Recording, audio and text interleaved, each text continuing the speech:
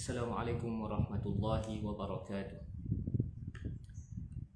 A'udzu billahi minasyaitonir rajim. Bismillahirrahmanirrahim. Alhamdulillah wassalatu wassalam ala Rasulillah wa ala alihi wa sahbihi wa man walah. InsyaAllah kita sambung pembacaan kitab Ar-Rahiqul Maktum karangan Syekh Mubarakfuri. Kita masuk dalam perbahasan yang seterusnya berkaitan dengan strategi propaganda golongan musyrikin Quraisy untuk menyaingi daya tarikan dakwah Nabi SAW dengan mengimport bahan-bahan sebaran khususnya daripada Parsi.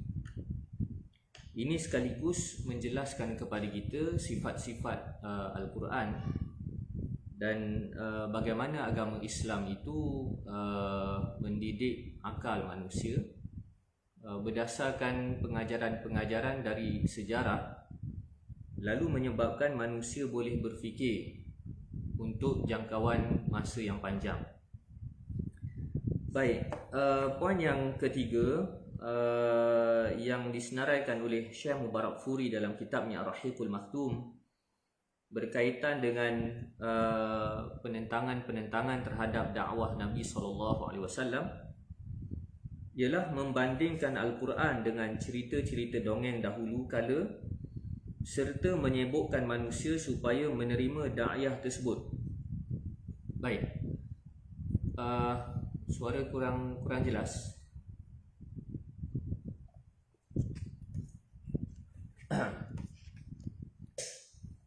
Clear tak suara? Rasa setting dah betul dah ni. Jelas tak suara?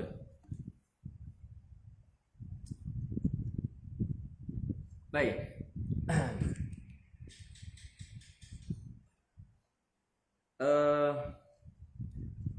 Antara yang dimainkan oleh golongan musyrikin Quraisy adalah dengan menggambarkan Al-Quran ini semata-mata kitab sejarah.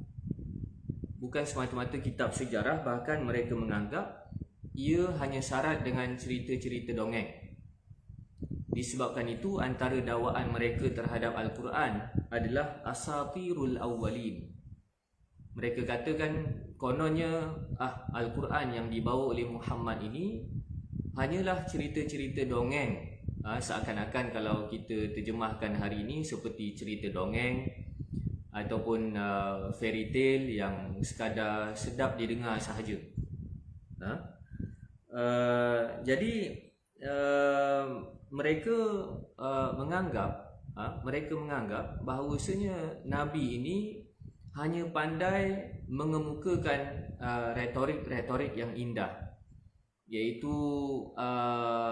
kempen-kempen yang indah, termasuklah dengan kaedah penceritaan. Dan kita perlu faham bahawasanya semua manusia suka dengar cerita.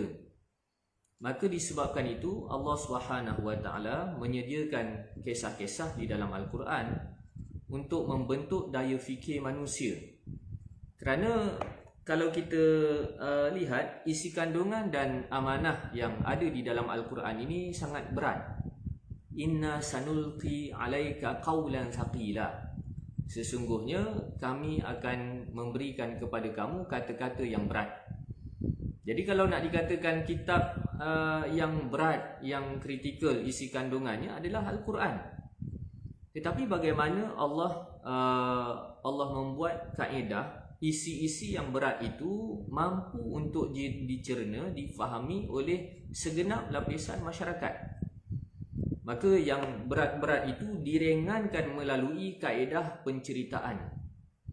Maka disebabkan itu kalau kita lihat Al-Quran, khususnya surah-surah dan ayat-ayat makiyah, menceritakan kisah-kisah yang terdahulu. Kita boleh bayangkan kalaulah Al-Quran ini dikemukakan dalam bentuk buku teks sebagai contoh, sudah pasti ia memberatkan dan seakan-akan sangat sukar untuk difahami oleh segenap lapisan masyarakat.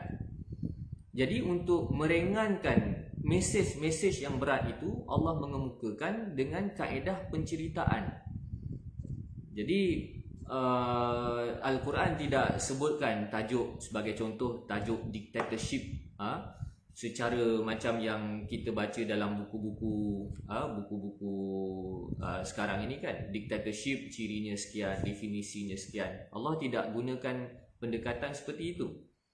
Tetapi Allah menggunakan kaedah penceritaan Fir'aun, bagaimana dialognya, bagaimana tindakannya, bagaimana mentality, mindsetnya, bagaimana strategi propagandanya. Jadi itu bagaimana Al-Quran membentuk pemikiran manusia dengan sejarah. Maka disebabkan itu di dalam Al-Quran Allah menyatakan faqsusil qasas la'allahum yatafakkarun. Wahai Muhammad, maka ceritakanlah kepada mereka kisah-kisah, iaitu kisah-kisah sejarah yang terkandung di dalam Al-Quran. Mudah-mudahan mereka boleh berfikir. Jadi kalau kita lihat di dalam ayat ini sekaligus mengajar kita bahawasanya sejarah dan pemikiran itu saling berkait antara satu sama lain. Sejarah dan pemikiran saling berkait antara satu sama lain. Dan antara yang menarik dikemukakan oleh Syekh Salah Abdul Fattah Al-Khalidi, mengatakan bahawasanya fasa Makiyah merupakan fasa perang pemikiran. Fasa perang pemikiran. Lantas Allah mengemukakan kepada Nabi SAW Al-Quran yang sebahagian besar isi kandungannya sejarah-sejarah yang mampu membentuk pemikiran manusia dalam kalangan masyarakat jahiliah supaya kembali kepada fitrah, kembali kepada Islam. Jadi ini fungsi sejarah. Maka disebabkan itu kalau kita mendalami topik-topik pemikiran sebagai contoh, sudah pasti kita akan didedahkan terlebih dahulu dengan naratif-naratif sejarah. Sebagai contoh, kita nak belajar, kita nak faham pemikiran sosialisme ke komunisme ke, kita akan diajar berkenaan sejarah Bolshevik sebagai contoh, sejarah bagaimana cetusan daripada Karl Marx melihat kepincangan daripada kapitalisme. Semua itu bermain dengan sejarah. Jadi sejarah dan pemikiran ini tidak boleh dipisahkan. tidak boleh dipisahkan. Maka dalam mendepani ancaman ataupun pertarungan pemikiran ketika fasa Makkiyah, lantas Allah Subhanahu Wa Taala menyediakan silibus-silibus sejarah yang bukan sekadar mesra pada akal manusia, bahkan lebih daripada itu sangat menarik minat, kerana fitrah manusia suka dengar cerita. Jadi buktinya apa? Buktinya sampai hari ini TV, YouTube, apa lagi, wayang laris kan, dibeli oleh orang ramai. Orang suka dengar cerita. Orang suka dengar cerita. Jadi itulah tugas yang dibawa oleh para nabi dan rasul, menceritakan cerita. Dan amalan yang dibuat oleh nabi, antara kelebihan yang ada pada nabi adalah suka bersembang. Suka bersembang. Jadi daripada sesi-sesi sembang-sembang nabi itu menyebabkan orang ramai semakin lama semakin tertarik dengan nabi. Jadi seakan-akan kita boleh gambarkan pergaulan para sahabat dengan Nabi SAW. Mereka tidak pernah merasai pergaulan yang kosong bersama dengan Nabi. Setiap kali bertemu dengan Nabi, Nabi akan ceritakan, kamu nak tahu tak cerita sekian, kamu nak tahu tak cerita zaman dulu, kamu nak tahu cerita sekian. Menyebabkan terisi fitrah manusia yang suka tertanya-tanya. Manusia suka bertanya. Kalau tidak, mana mungkin manusia suka bermain teka-teki. Manusia suka bertanya-tanya. Jadi daripada sesi-sesi santai seperti itulah menyebabkan orang ramai semakin lama semakin bersama dengan Nabi, duduk-duduk dengan Nabi, dan cerita-cerita Nabi, cerita Al-Quran ini sangat menarik, sangat mencambahkan akal fikiran, kerana ia direct menyentuh soal pengajaran. Jadi ini juga yang pernah diulas oleh Syahid Said Qutb rahimahullah taala. Antaranya disebutkan kenapa pembelajaran sejarah pada hari ini agak tidak menarik kan, agak bosan. Kerana pembelajaran sejarah pada hari ini lebih kuranglah kan, pembelajaran sejarah pada hari ini lebih menitik beratkan soal fakta. Sedangkan akal manusia tertanya-tanya di sebalik fakta ini apa pengajarannya. Maka disebabkan itu, kalau kita lihat dalam sesi-sesi pembelajaran sejarah, kita disumbat dengan pelbagai fakta tahun, fakta nama tempat kan, pelbagai fakta. Tetapi akhir sekali habis begitu saja. Sedangkan akal kita tertanya-tanya di sebalik fakta itu apa? Jadi kehilangan elemen ini menyebabkan ilmu sejarah kurang diminati. Kerana ia tidak mencambahkan akal fikiran. Adapun manhaj Al-Quran dalam menceritakan sejarah-sejarah umat yang terdahulu, Al-Quran tidak memberat-beratkan soal fakta, tetapi Al-Quran terus memproses pengajaran-pengajaran supaya manusia melihat di sebalik sejarah itu apa pengajarannya. Jadi sebagai contoh, Al-Quran tidak menyebutkan nama secara spesifik. Al-Quran hanya sebut Fir'aun sahaja. Itu nama gelaran, tetapi nama spesifik Al-Quran tak sebut. Sebaliknya Al-Quran menjelaskan dengan detail perangai-perangai Fir'aun supaya sejarah itu boleh menjadi pengajaran. Adapun kalau manhaj kita pada hari ini, bila belajar sejarah, Fir'aun itu nama spesifiknya siapa, bin siapa, zaman mana, umur dia berapa, sekian. Jadi menyebabkan proses mengambil pengajaran itu tertangguh. Jadi ini kalau kita lihat manhaj penceritaan sejarah di dalam Al-Quran, ringkas, padat, kemudian direct cerita berkenaan pengajaran-pengajaran. Jadi ini fungsi sejarah. Jadi disebabkan itu, sesiapa yang mengikuti dakwah Nabi, ikut join bersama-sama dengan Nabi ketika itu, semakin lama mereka semakin susah untuk ditipu. Kerana apa? Kerana pemikiran mereka telah pun ditajam, diasah oleh Nabi dengan pengajaran-pengajaran sejarah. Apabila ada puak musyrikin yang melakukan kezaliman, mereka kata, ini macam Namrud ini macam Fir'aun, kan?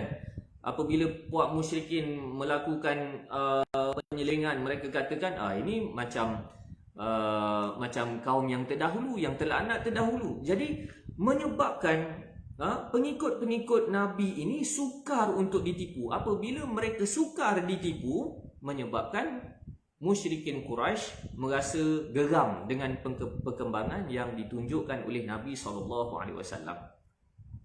Jadi ini merupakan satu sudut yang cukup penting untuk kita faham, supaya kita dapat memfungsikan Al-Quran itu sebagai kitab pengajaran. Ini sebagai contoh, kan, kalau kita cerita berkenaan Ashabul Kahfi, masing-masing ramai yang membahaskan gua Ashabul Kahfi itu di mana, anjing Ashabul Kahfi itu namanya apa, bulu anjing Ashabul Kahfi warnanya apa. Sedangkan pengajaran daripada cerita Ashabul Kahfi bukan itu, fokusnya bukan itu.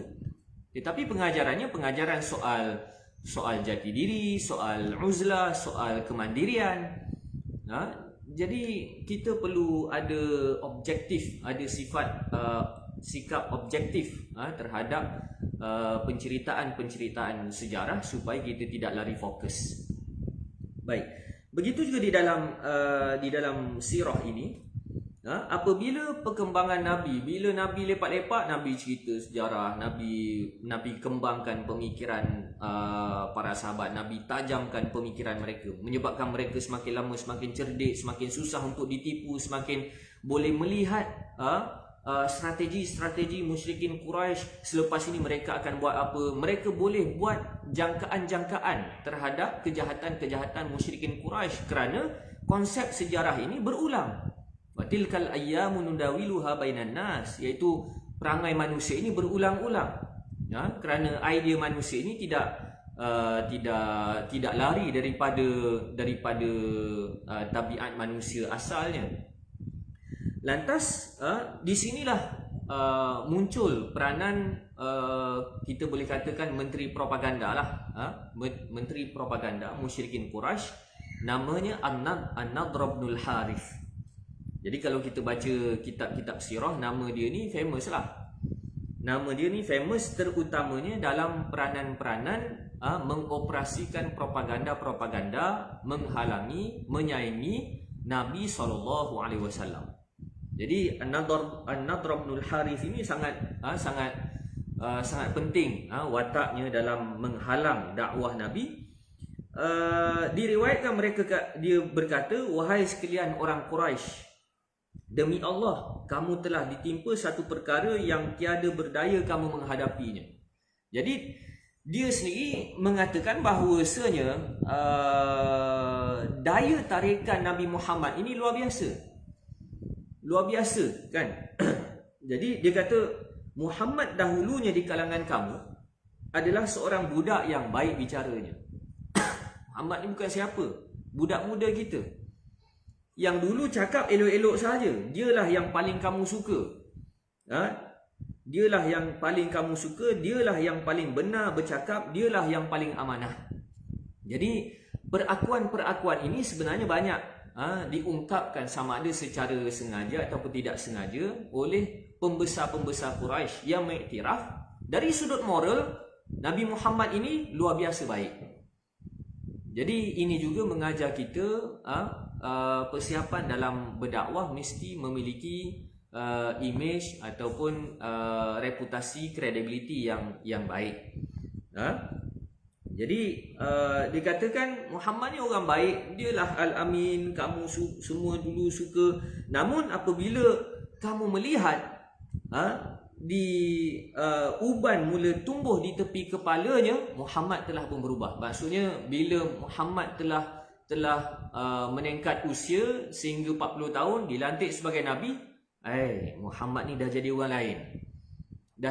Maksud dah jadi orang lain ni, mula pandai untuk mengkritik, menentang gagasan kita dan melawan kepercayaan-kepercayaan yang dipegang oleh kita sejak daripada nenek moyang. Jadi An-Nadhr bin Harith mengulangi isi perbincangan sebelumnya. Dia katakan, kalaulah kita nak tuduh Muhammad dengan apa-apa tuduhan pun sekarang ni susah. Kerana kalau kita nak tuduh dia sebagai tukang sihir, dia tidak ada karakter sebagai tukang sihir. Kalau kita nak katakan dia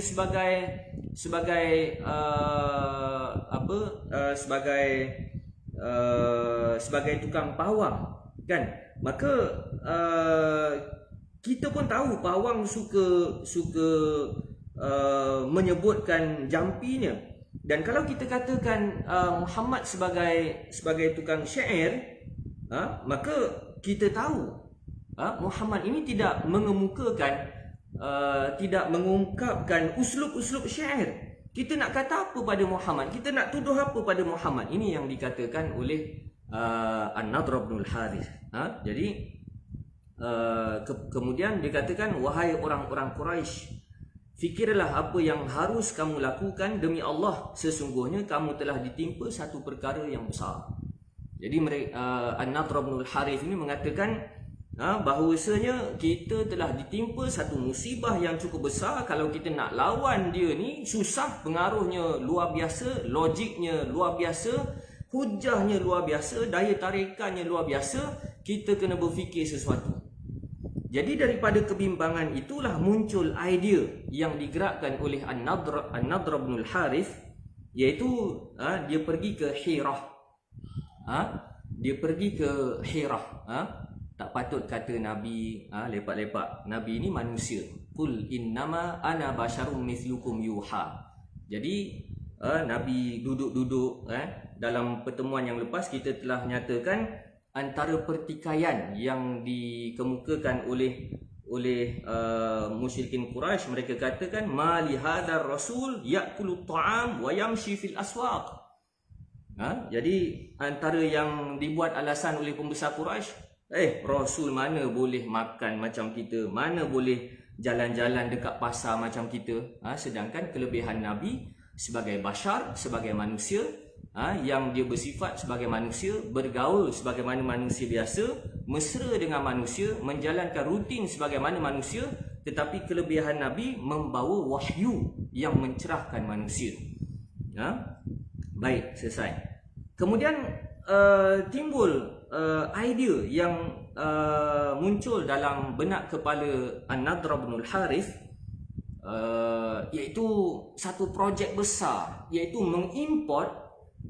mengimport bahan-bahan cerita dari Parsi. Bahan-bahan cerita dari Parsi. Jadi dia pergi ke Hirah, iaitu satu ibu kota Parsi. Kemudian di sana dia mempelajari cerita-cerita tentang raja Parsi, cerita-cerita Rustam dan Isfandyar.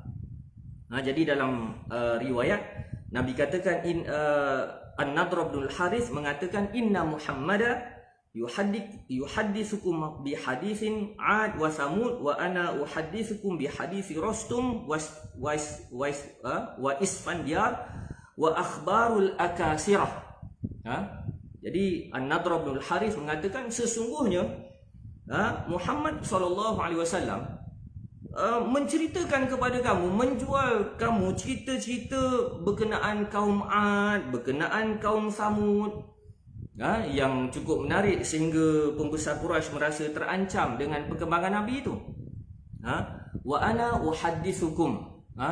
Adapun aku nak jual benda lain pula, kan? Aku pakai modal lain. Aku akan ceritakan kepada kamu cerita yang menarik juga. Dia cerita berkenaan Rustum, cerita berkenaan Isfandyar dan pembesar-pembesar Parsi. Rustum, Isfandyar ini pembesar-pembesar pahlawan-pahlawan Parsi. Jadi apa yang dibuat oleh An-Nadhr bin Harith ini, dia pergi ke Parsi, dia beli cerita-cerita. Kalau zaman tu dia belilah lembaran-lembaran, kan. Kalau zaman kita ini dia beli CD ke, kan. Dia beli CD ke, dia beli buku, dia beli macam-macam, kan. untuk dibawa balik ke Mekah. Bayangkan kesungguhan. Kesungguhan An-Nadhr bin Al-Harith ni pergi jauh. Kita tahu daripada Makkah pergi ke Parsi, Iran pada hari ini bukan main jauh. Tetapi dia sanggup untuk beli bahan-bahan propaganda tersebut untuk menyaingi perkembangan dakwah Nabi SAW. Maka daripada itulah An-Nadhr bin Al-Harith bersama dengan tim dia mencuba untuk menyaingi Nabi. Kalaulah Nabi membuat perkumpulan cerita berkenaan kisah-kisah dalam Al-Quran, orang semakin lama semakin tertarik. Jadi An-Nadhr bin Al-Harith ni dia buka wayang lain, kan? Dia buka wayang lain, dia pula cerita berkenaan Rostum, dia pula cerita berkenaan Isfandiar, berkenaan pembesar-pembesar Parsi, kan? Jadi ini persaingan propaganda yang dimainkan oleh pembesar-pembesar Quraisy. Dan ada juga riwayat yang dikemukakan oleh Ibnu Abbas bagaimana An-Nadhr bin Al-Harith juga membeli beberapa orang penyanyi perempuan. Jadi nak pilih mana? Kalau kau nak pilih program Nabi Muhammad, kau dengar cerita-cerita Quran. Tapi kalau kau pergi program aku, kau akan dengar cerita kepahlawanan Rostum, kau akan dengar cerita kepahlawanan Isfandiar, kau akan dengar alunan lagu-lagu daripada perempuan-perempuan yang aku dah sewa, aku dah beli. Jadi kalau kita lihat persaingan ini sentiasa berlaku sampai berlakunya kiamat. Iaitu persaingan, ada golongan yang mahu membudayakan penceritaan dan kempen-kempen memahami Al-Quran yang mengkembang, yang menajamkan minda. Dan ada satu lagi kelompok yang cuba membawa umat ini supaya lebih tengok cerita-cerita yang mengarut, cerita-cerita yang kalau baik sekalipun tidak sampai ke tahap nilai ketuhanan. Jadi persaingan ini akan sering berlaku sampai kiamat. Iaitu ada golongan yang nak membudayakan penceritaan Al-Quran, ada golongan yang nak membudayakan cerita-cerita mitos, cerita-cerita rekaan, kemudian cerita-cerita hiburan ataupun pengajaran yang direka-reka. Baik, jadi persaingan itu sampai kiamat. Lantas daripada strategi tersebut, Allah Subhanahu wa taala menurunkan surah Luqman. Menurunkan ayat dari surah Luqman. Allah katakan, wa minan nasi man yashtari lahwal hadits liyudilla an sabilillahi bighairi ilm wa yattakhidhaha huzwa. Jadi ayat ini sangat penting untuk kita memahami tabiat dasar hidup hedonisme, iaitu dasar hidup yang cuba untuk meraih keseronokan semaksimum mungkin. Jadi daripada perbuatan yang dibuat oleh An-Nadhr bin Al-Harith itu, lantas Allah mengatakan ada di kalangan manusia yang sanggup membeli,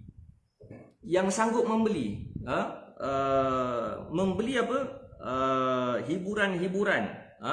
Kalau kita lihat di dalam tafsir, kebanyakan ulama tafsir menyebutkan lahwal hadis merujuk kepada lagu-lagu. Tapi kalau secara umumnya hiburanlah kan hari ini.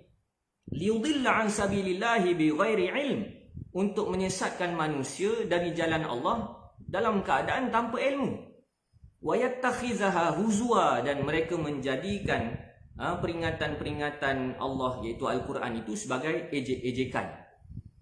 Jadi sangat menarik bila Allah katakan wa minan nas may yashtari lahwal hadis, ada golongan yang sanggup membeli dengan duit dia sendiri, membeli hiburan. Dan sehingga pada hari ini kalau kita bandingkan antara kos untuk mendapatkan ilmu dengan kos untuk berhibur, sehingga pada hari ini selalunya kos untuk berhibur itu jauh lebih tinggi berbanding kos untuk memperolehi ilmu, kan? Kadang-kadang untuk memperolehi ilmu percuma sahaja, kan? Tapi kalau nak hiburan selalunya kena bayar, kena bayar harga yang tinggi, kan? Saya suka buat perumpamaan, contohnya kalau nak set up PA system untuk ceramah ataupun majlis ilmu, dengan untuk set up PA system untuk konsert, mana lagi mahal? Itu sebagai contoh. Begitu juga antara kalau kita nak beli buku dengan nak beli TV, mana lagi mahal, kan? Dari sudut nilai, ni sudah pasti nak beli TV itu lebih mahal. Jadi sampai kiamat, tabiat itu berlaku antara jalan hidup ilmu dan jalan hidup hiburan. Dan Allah juga mengatakan liyudilla an sabilillahi bighairi ilm, tanpa ilmu. Dan kalau kita perhatikan kesan-kesan daripada cara hidup suka berhibur ini, lama kelamaan menyebabkan diri kita tidak mesra dengan ilmu, tidak mesra dengan ilmu, ataupun tidak berapa tertarik dengan ilmu, tidak menghargai ilmu. Sebab apa? Kita telah disumbat dengan hiburan demi hiburan. Wa yattakhidhaha huzwa, dan menjadikan Al-Quran itu sebagai pelekehan, sebagai ejekan. Dan selalunya orang yang gilakan hiburan ini, dia suka mengejek, dia suka mengejek, dia suka memperlekehkan. Moralnya begitu. Adapun orang yang kalau dah terbiasa dengan ilmu, dia suka berhujah, dia lebih tenang, dia lebih rasional, dia lebih berobjektif dalam sesuatu permasalahan. Itu beza kualiti yang dijelaskan di dalam Al-Quran. Jadi apakah persaingan? Apakah persaingan itu musyrikin Quraisy menang ataupun Nabi kita menang? Sudah pasti Nabi kita menang. Sudah pasti Nabi kita menang. Maka disebabkan itu kita perlu meletakkan keyakinan bahawasanya mengilmukan masyarakat dengan cerita-cerita sejarah yang fokus pada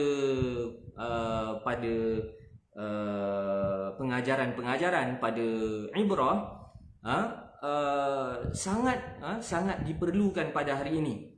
Dan sebenarnya kalau dibandingkan antara hiburan dengan cerita-cerita Al-Quran, kita belum dapat tune yang betul, kan? Kalau kita dapat tune yang betul untuk menceritakan kepada orang ramai bagaimana sedapnya cerita-cerita Al-Quran, insya-Allah orang dah tak berapa suka dah tengok cerita-cerita ke apa, komik ke. Orang lebih ketagih untuk membaca dan memahami cerita-cerita yang ada di dalam Al-Quran.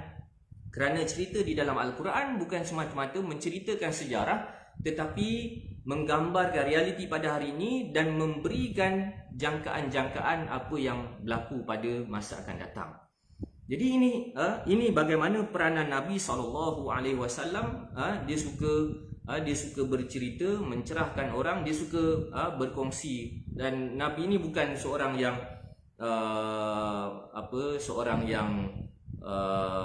pasif begitu sahaja, tidak. Dia suka mendekati orang dan orang suka mendekati dia. Sebab apa? Orang merasa berbaloi duduk dengan dia. Sebab apa? Setiap kali duduk dengan Nabi, dapat ilmu baru, dapat pengajaran baru.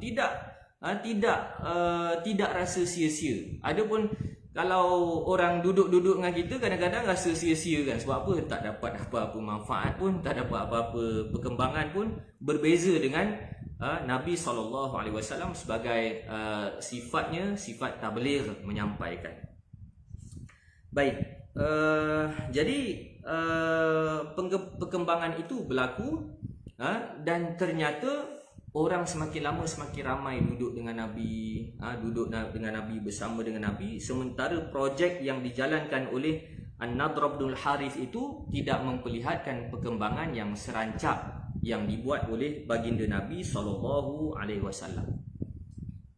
Baik, ada berapa minit lagi?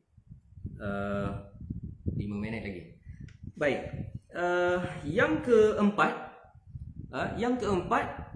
yang dibuat yang dibuat oleh musyrikin Quraisy adalah tawar-menawar. Tawar-menawar ataupun dalam bahasa Arab dia disebutkan sebagai al-mudahanah, iaitu menawarkan tawaran-tawaran yang menarik untuk melembutkan prinsip-prinsip dakwah Nabi SAW. Lantas akhir sekali mereka berhasrat untuk melumpuhkan potensi-potensi yang ada pada dakwah Nabi SAW. Jadi di sini yang berkait dengan mudahanah itu Allah katakan waddu law tudhinu fayudhinun. Allah sebutkan dalam surah Al-Qalam, mereka suka kalaulah engkau bertolak ansur menurut kemahuan mereka, supaya mereka juga bertolak ansur, berlemah lembut pada zahirnya terhadap kamu. Jadi Allah mengingatkan kepada Nabi SAW, bahawasanya jaga-jaga wahai Nabi, puak-puak musyrikin Quraisy ni dia suka bermanis lidah mulut dengan kamu untuk mencairkan prinsip kamu, dan selepas itu mereka akan menguasai prinsip kamu. Akhir sekali kamu hanyut. Mereka cukup suka tengok kamu hanyut wahai Nabi. Hati-hati. Maka di sana terdapat beberapa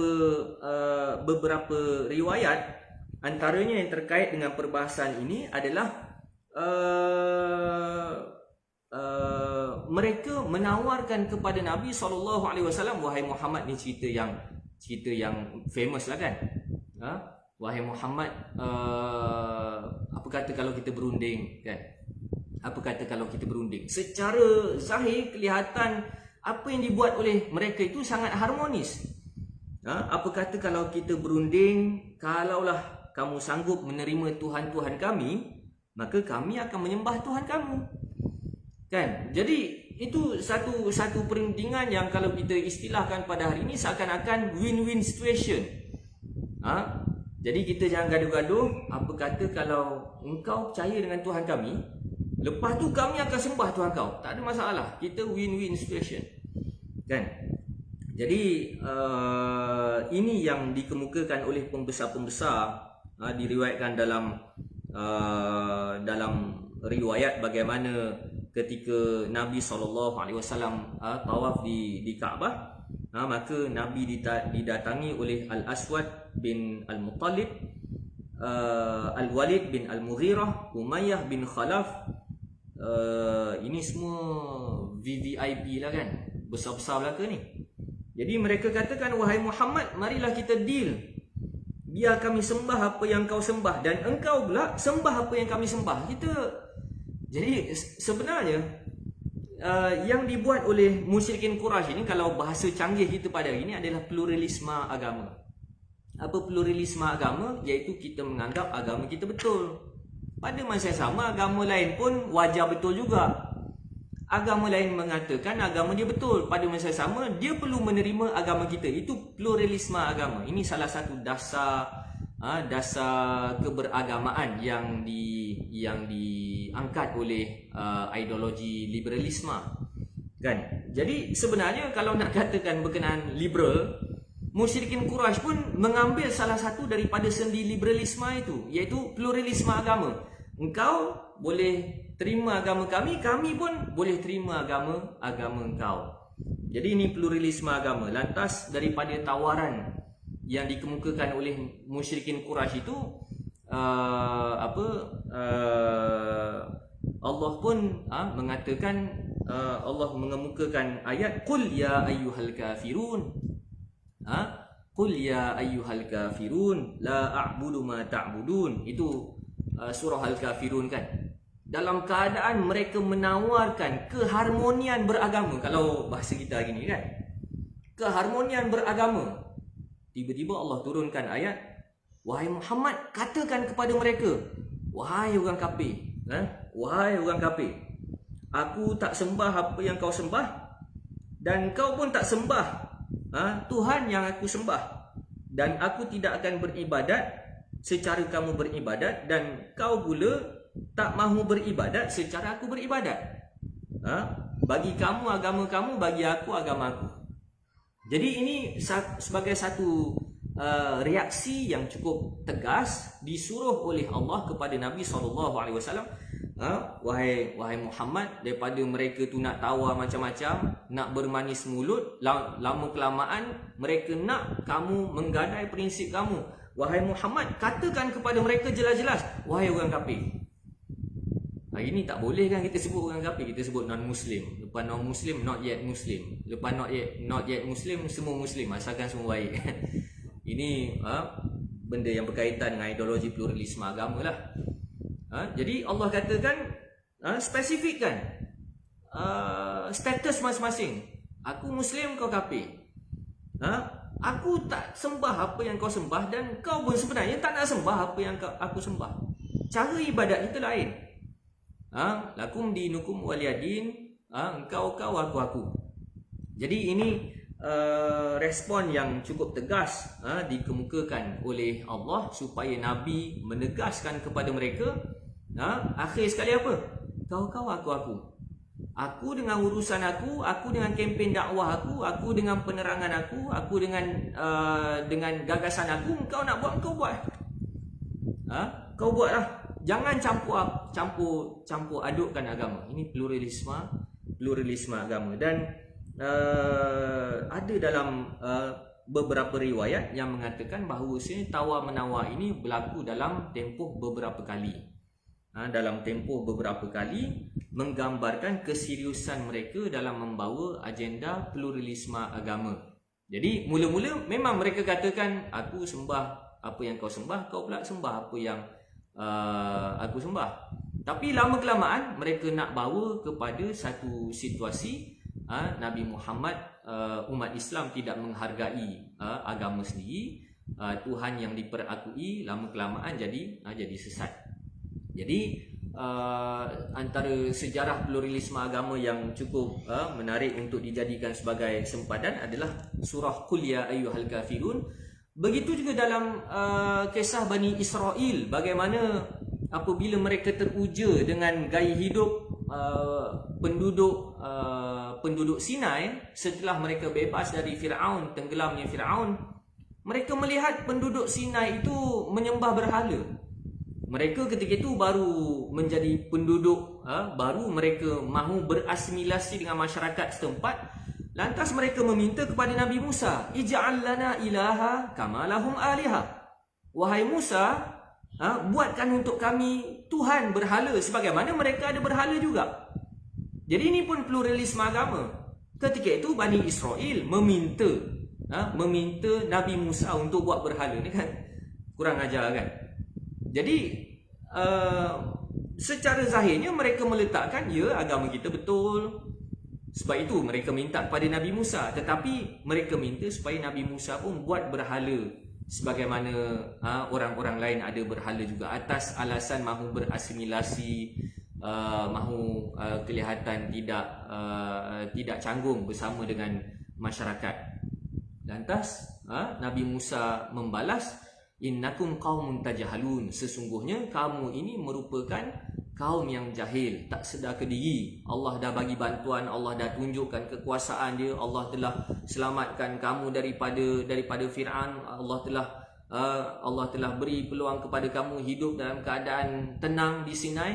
Tiba-tiba bila dah terlepas dengan segala masalah tu, kamu nak kongsi agama pula kan? Kamu nak kongsi agama, kamu nak kongsi konsep beragama dengan ada berhala pula. Kamu ni memang puak-puak jahil, iaitu tak sedarkan diri, tidak mensyukuri nikmat iman yang telah Allah kurniakan kepada kamu.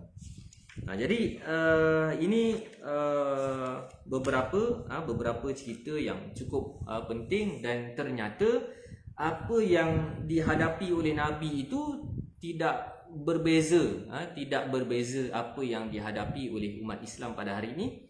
Tinggal lagi kita sedar ataupun tidak sedar bercerminkan sirah yang kita pelajari. Jadi rasa sekadar itu sahaja. Mudah-mudahan ilmu kita berkat. Allahumma balagh, Allahumma fashhad. Ya Allah, aku telah sampaikan, ya Allah saksikan apa yang telah aku sampaikan. Wallahu a'lam. Assalamualaikum warahmatullahi wabarakatuh.